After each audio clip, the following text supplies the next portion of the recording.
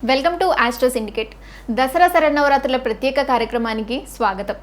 మరి దసరా శరన్నవరాత్రుల్లో భాగంగా 8వ తేదీ అమ్మవారు మనకు ఏ రూపంలో దర్శనమివ్వబోతోంది, అలాగే పూజా విధానం గురించి మొదలగు విషయాలు తెలియజేయడానికి ఈరోజు మనతో పాటు ఉన్నారు ప్రముఖ జ్యోతిష్యులు చేబిఎం కిరణ్ శర్మ గారు. వారిని అడిగి మనం మరిన్ని విషయాలు తెలుసుకునే ప్రయత్నం చేద్దాం. నమస్కారం గురుగారు. శుభమస్తు. గురుగారు, 8వ తేదీ అమ్మవారు మనకు ఏ రూపంలో దర్శనమివ్వబోతోంది? చాలా ఇష్టమైనటువంటి రూపం, మీకు మీలాంటి రూపం అంటే నీలాంటి రూపం అమ్మవారి దర్శనం కలగబోతుంది. అంటే మహాలక్ష్మి అమ్మవారి రూపంలో మనకి దర్శనం కలగబోతోంది. ప్రతి వ్యక్తి కూడా ధనమూలం ఇదం జగత్. ఆ ధనం ఉంటేనే అన్నిటికీ ఆనందకరమైనటువంటి శుభయోగాలు, ధార్మిక కార్యక్రమాలు, సనాతన ధర్మం వెళ్ళేటువంటి అవకాశం, 10 మందికి దానం చేసేటువంటి క్రియ ఆ అమ్మవారి అనుగ్రహం ఉంటేనే కలుగుతుంది. సో ఈరోజు మనకి మహాలక్ష్మి అనుగ్రహం పొందుకునే రోజు. ఇవాళ మహాలక్ష్మి రూపంలో అమ్మవారు దివ్య మంగళ స్వరూపిణి అయి అనేక రకమైనటువంటి ఆభరణాలు ధరించి, అంటే అమ్మవారికి భుజకీర్తులు, అలాగే అమ్మవారికి గాజులు, స్వర్ణమయమైనటువంటి ఖచ్చితమైనటువంటి రత్నాలు పోయినటువంటి అలంకరణాలు అన్ని కూడా పెట్టుకొని, ఆభరణాలు పెట్టుకొని అమ్మవారు మనకి దర్శనం ఇచ్చేటువంటి శుభకరమైనటువంటి మంగళ రూపం. అలాగే ఈరోజు అమ్మవారికి కట్టగలిగేటువంటి చీర, అంటే ఏ చీరని, ఏ వర్ణం ఉన్నటువంటి చీరని అమ్మవారికి కట్టాలి అని అడిగితే గులాబీ రంగు. ప్రతి ఆడపిల్లకి ఇష్టమైనటువంటి వర్ణం గులాబీ వర్ణం. ఈ గులాబీ వర్ణంలో అంటే థిక్ గులాబీ వర్ణం కావచ్చు, లేదా లేలేత గులాబీ వర్ణం కావచ్చు. ఇవాళ అమ్మవారికి లేత గులాబీ లేదా చిక్కటి గులాబీ వర్ణమైనటువంటి చీరను అమ్మవారికి అలంకరింపజేసే అవకాశం ఉంటుంది. తప్పకుండా ఇక్కడ బార్డరు గోధుమ రంగు బార్డర్ కానీ, లేదా స్వర్ణమే అంటే స్వర్ణం అంటే పట్టు చీరల్లో మనకి బంగారు అంచున్నటువంటి పట్టు చీరను అమ్మవారికి అలంకరణ చేస్తే అద్భుతమైనటువంటి సౌందర్య రూపంలో అమ్మవారి కనబడేటువంటి మనకి రూపం. అందులో ఇవాళ అమ్మవారు మనకి కమలాసని. ఇవాళ అమ్మవారు ఖచ్చితంగా కమలం మీద కూర్చుంటుంది, పద్మం మీద కూర్చుంటుంది.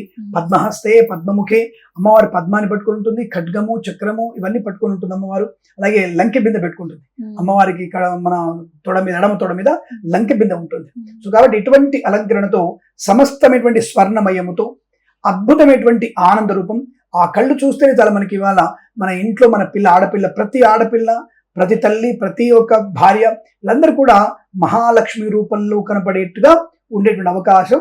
ఆ అలంకరణ చూడగానే మన ఇంట్లో ఆ లక్ష్మీదేవి స్థిరంగా ఉండేటువంటి అవకాశం ఉంటుంది. అటువంటి చీరలు అమ్మవారు మనం దర్శన భాగ్యం చేసుకోవచ్చు. మహాలక్ష్మి అమ్మవారికి ఏ విధమైన నైవేద్యం పెట్టాలి గురువుగారు? సో ఇక్కడ ముఖ్యంగా మనకి ఒక విషయం మర్చిపోయాం. నేను దాదాపుగా సాయంకాల సమయంలో మీరందరూ కూడా సాయంకాల సమయంలో దీపారాధన తప్పకుండా చేయాలి. ప్రతిరోజు 9 రోజు చేస్తున్నాం మనం. ఈ రోజున ఖచ్చితంగా మీరు పంచదీపం అంటే 5 ఒత్తులు దీపం వెలిగించండి. నేను మహాలక్ష్మి రూపంలో సూర్యాస్తమయంలో అంటే సూర్యుడు అస్తమించే సమయంలో 5 ఒత్తులు వేసి ఒక దీపాన్ని వెలిగించి మహాలక్ష్మి అష్టోత్తరాన్ని తప్పకుండా చదవండి. మీకు వీలైతే కలువ పూలతో, కమలములతో అంటే కమల పుష్పాలు కానీ కలువ పూలతో కానీ అమ్మవారికి 108 పూలతో ప్రకృత్యై నమః, వికృత్యై నమః, శ్రద్ధాయ నమః, విభూత్యై నమః అటువంటి 108 నామాలు ఉంటాయి అమ్మవారికి. 108 నామాలతో సాయంకాల సమయంలో దీపం పెట్టి అమ్మవారి పట్టం దగ్గర కానీ కలశం దగ్గర కానీ ఈ యొక్క పుష్పాలు వేస్తూ అమ్మవారి పూజ చేయండి. కలువ పూలు దొరకలేదు, అందరికీ దొరకలేదు, కమలాలు దొరకలేదు, ఏం చేయాలండి? గులాబీ పూలతో పూజ చేయండి.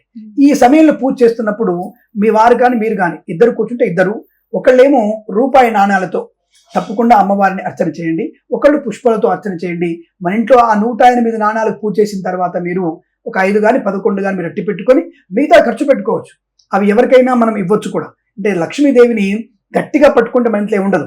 10 మందికి మనం పంచినప్పుడు 10 మంది పుణ్యబలం వల్ల మన ఇంటికి అధికమైన ధన వృద్ధి పొందుకునే అవకాశం. కాబట్టి ఆ రూపాయి నాణాన్ని మనం 10 మందికి కూడా ఇవ్వవచ్చును. కాబట్టి ఒక 5 కానీ 11 మీరు అట్టి పెట్టుకొని మిగతా షాపుల్లో ఖర్చు పెట్టుకోవడానికి ఎటువంటి బదులు ఎక్కడెక్కడైతే ఆ రూపాయి బిల్లు వెళ్తున్నాయో వాళ్ళ ఇళ్లలో లక్ష్మి ద్విగుణీకృతం, త్రిగుణీకృతం కొన్ని లక్షల కోట్ల ధన ప్రాప్తి పొందుకునే అవకాశం ఉంటుంది.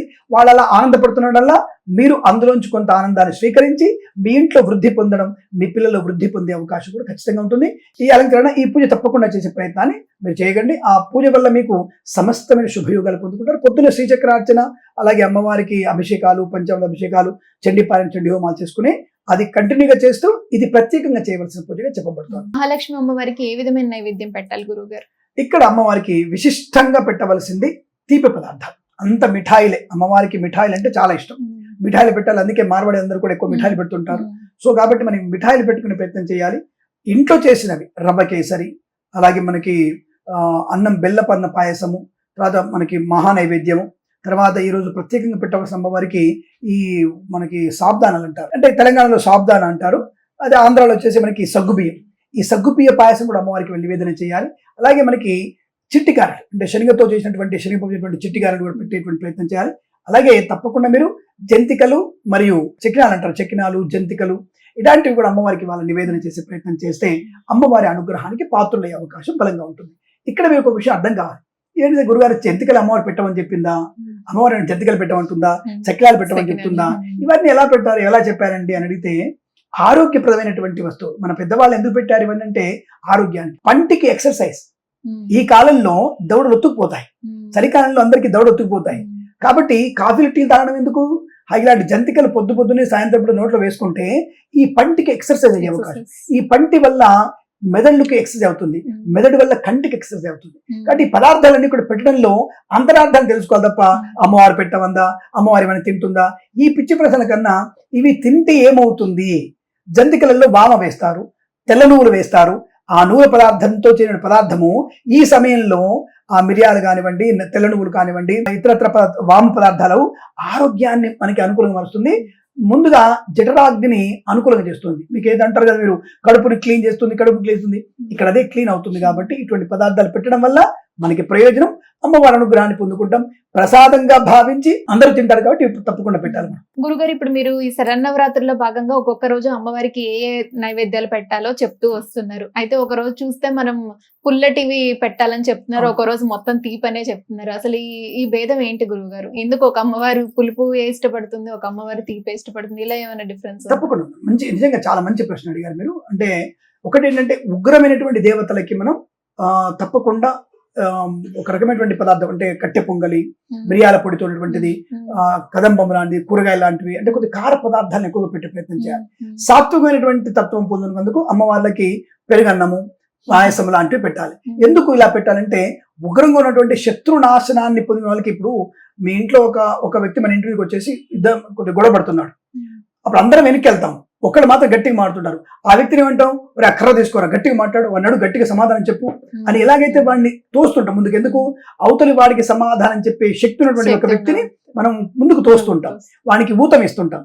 అలాగే అమ్మవారి శత్రువులను నాశనం చేయడానికి, దుష్టుల్ని నాశనం చేస్తూ శిష్టరక్షణ చేయడానికి అటువంటి పదార్థాలు పెట్టడం వల్ల తన యొక్క తత్వాన్ని ఇంకా శత్రువుని తొందరగా తుదముట్టించేటువంటి స్థితిని పొందకూడదు. కాబట్టి వాళ్ళకి అటువంటి పదార్థాలు పెట్టాడు.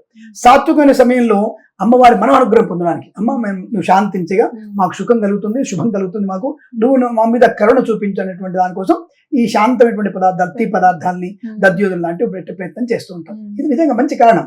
అంటే శక్తిని కూడగట్టుకోవడానికి కొంత, వచ్చిన శక్తిని అనుగ్రహించడానికి కొంత, మన మీద కారుణ్యమైనటువంటి రూపాన్ని ప్రసరించడానికి కొంత ఈ రకమైనటువంటి భోజనాలు పెడతాం. చాలా మంచి ప్రశ్న అడిగారు. ఇది మందికి తెలుసుకునేటువంటి ప్రయత్నం చేయవచ్చు.